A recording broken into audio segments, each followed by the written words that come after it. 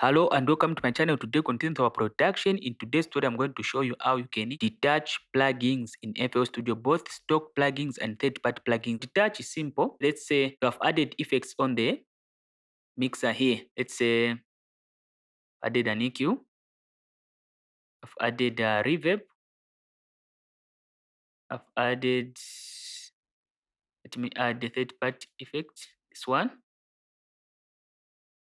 and then another third-party effect.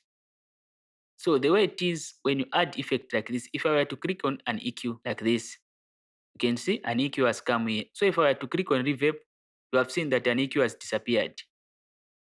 If I click on the next one, the reverb will disappear, this one will appear. So it's difficult to even see what you have done on one effect compared to another effect, because when you click on another effect, the other effect will disappear. You can see G-Clip has disappeared, then this FabFilter EQ has appeared. So how you can make this not to be disappearing, not until you click on close. It's simple and straightforward. You know something, when if you don't know it, it looks difficult, but when you know it, it becomes even fun to say. So I was struggling to do this simple thing. So what you're supposed to just do, let's say you don't want this effect to be disappearing when you click on another effect, you can see it has disappeared, this one has appeared. So what you can just do, this one you can apply it on both stock plugin and the third-party plugin, just one and the same thing. The option is the same. So if I click on FabFilter like this, it will appear. So the way you can make it not to be disappearing, not until you close it, just come on this one, which is written plugin option, you click here, then you scroll down, or you come down here and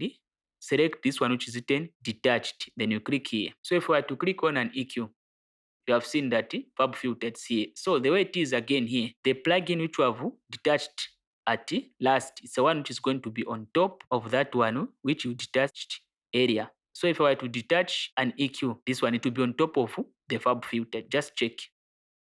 You have seen. So now if you want to put the other one on top of the other one, just click on it.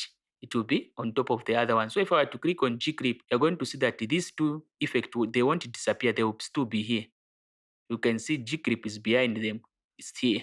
So if you want to make G-Clip to be on top of this, just come here and then click on detach. You have seen. So now like this, it's very even easy for you to explain. Let's say you want to explain something. Let me just close this so that it won't be disturbed.